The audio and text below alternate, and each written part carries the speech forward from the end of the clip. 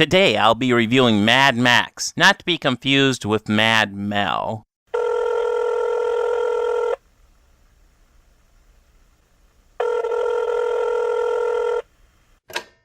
on this phone and don't hang up on me. I have plenty of energy to drive over there. You understand me? And I will! You've not got a sense of humor. So just fucking listen to me. Listen to my fucking ranting. Listen to what you do to me. I suppose you don't need a sense of humor with a pretty face. You can't give a fuck. I left my wife because we had no spiritual common ground. You and I have none. Zero. You won't even fucking try. Don't change the subject. Who the fuck cares? We agreed nothing. You agreed. You just fucking expect shit. Anything I say. You have no fucking soul. But it's not for him. It's for me. You should just fucking smile and blow me. Because I deserve it. What a wonderful philosophy you have. You make my life so fucking difficult. I hate guns.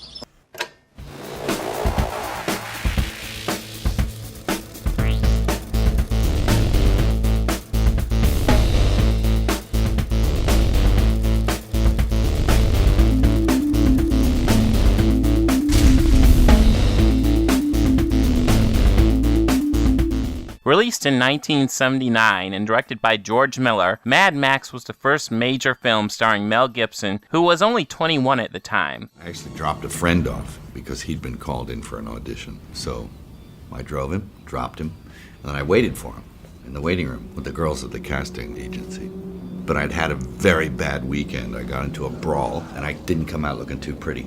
I sort of took on half a rugby team, and it didn't work out too well on my end. So I was looking pretty bad. They took Polaroids because I was like really every color of the rainbow, and they put them up. And they said, "Man, we need freaks in this film." They said, when you heal up, come back and see us. I was a young actor and nobody had a job, and I thought, what the hell? So that was an attraction enough. It could have been a commercial for toilet cleaner. I would have gone for it, to earn a buck. So I went back and they said, "And you are?" About 2 weeks later, I said, "That's me up there on the wall," because they had these pictures of me. And they went, "Oh my God." And they sent me in and I talked to George Miller. And he just kind of gave me the part right there. This is the first part of the soon-to-be poorly titled Mad Max trilogy. The film was shot on a shoestring budget of about $400,000, a very small budget for a movie that would spend a lot of its runtime wrecking cars. The film told of a dystopian future where gangs have taken over and the police department is falling apart. The world of this movie is quite a bit different than the world seen in the sequels, leading many to believe this film takes place shortly before the apocalypse, while its sequels take place afterwards, though it's never explicitly said.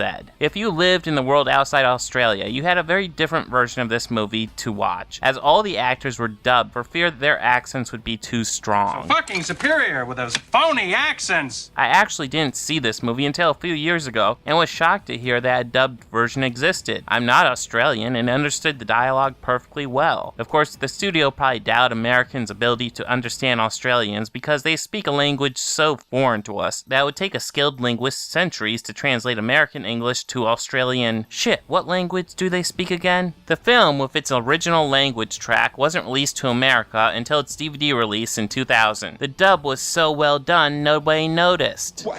What's he mean no one showed?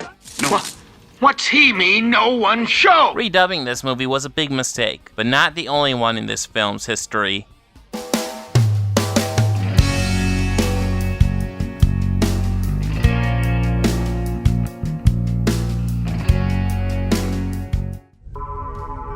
Wait, this movie takes place at the end of civilization, and we know in the sequels that fuel will be a big issue, and BP is still around? Coincidence? I think not.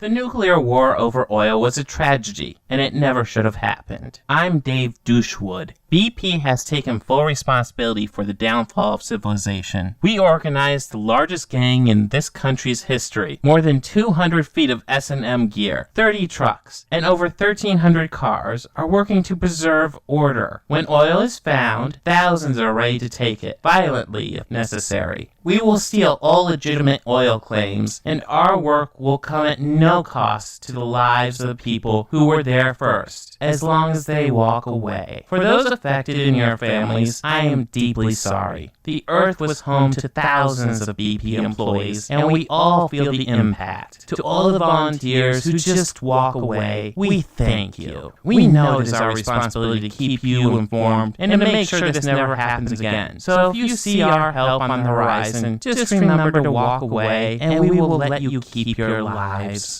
There's no one who wants this thing over more than I do. You know, I'd like my life back.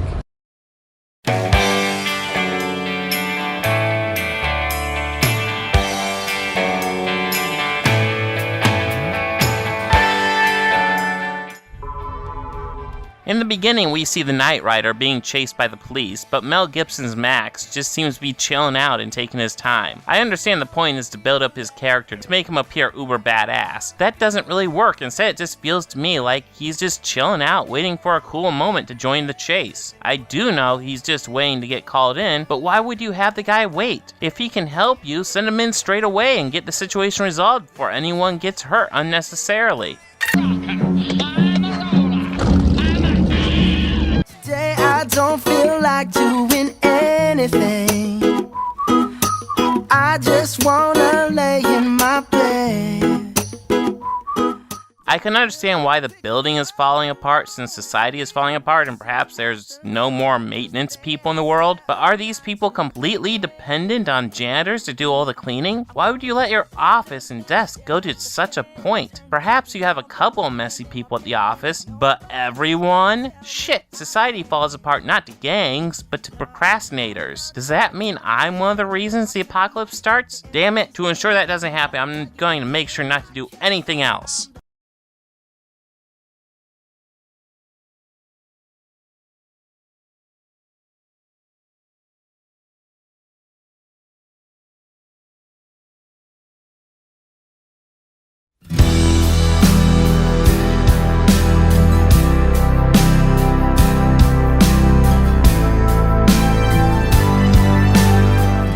I have really mixed feelings about his character. Hugh Keays-Byrne does a great job, but I feel like the character is almost too goofy sometimes.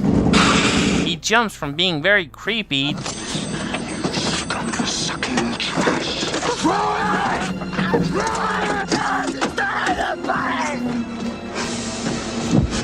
to being laugh-out-loud funny. Poor bastard. The Knight Rider. But he's not funny in the crazy bullseye way. Was that really necessary?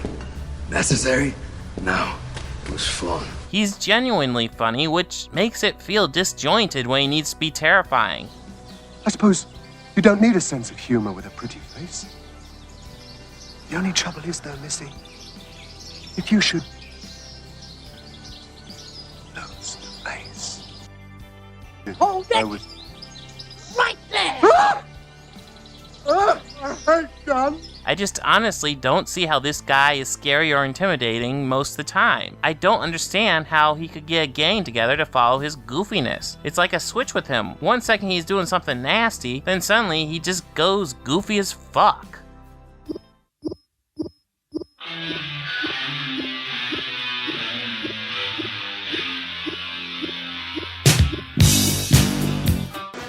All right, I'll tell you how it is. You're a winner, Max. You're on the top shelf.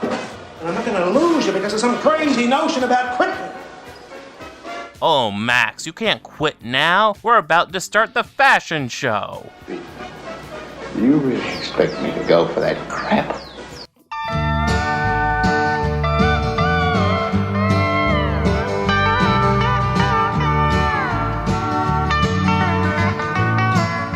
Early in the movie, we get a scene where they let their son play with a gun. I know they say you should teach gun use early, but I think this may be pushing it. Later in the movie, we see the mother get assaulted by Toe Cutter's gang, at which point she runs inside, leaving her son outside to play in the grass. Is she fucking stoned? Does she have no parental instinct? I understand she's distressed and perhaps isn't thinking straight, but as a general rule, parental instinct will overrule pretty much all that shit. The issue here is that these scenes undermine the family's bond, which is a vital part to the movie. Showing the parents making noteworthy, huge mistakes does nothing but undercut the emotional impact this film will want to hit. All right, I couldn't find your toys, so why don't you just play with this blow dryer and these rattles? Yeah, guess that's it. Well, you probably want me to get out of your hair, so here's the Drano in case there's a clog. Soap's right there next to the radio, and towels are on the roof. So, good night.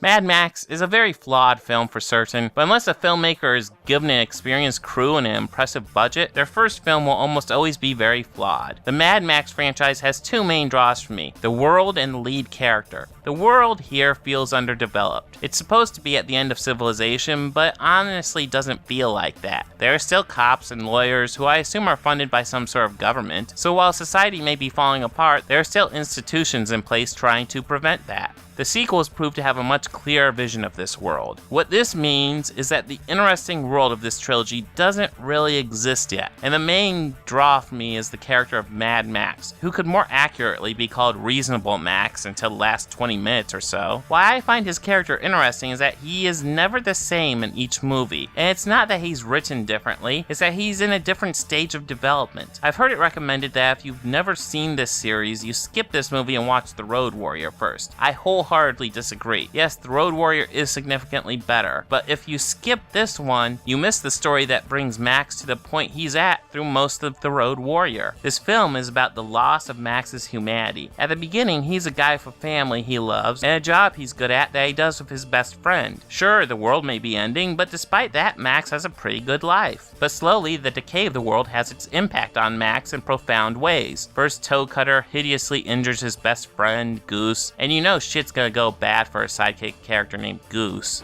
Goose! Goose! Oh no!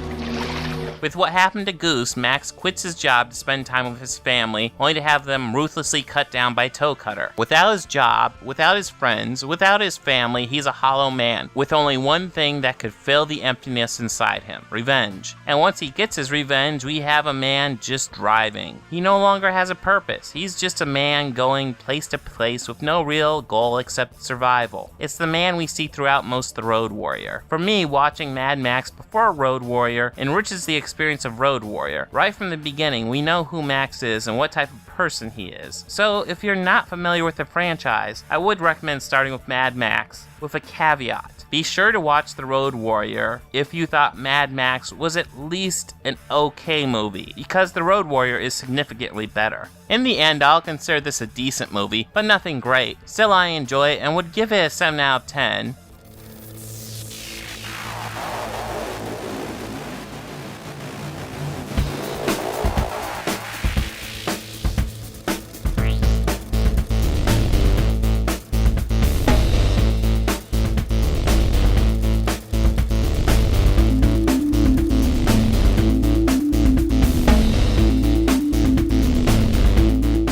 Vodka martini.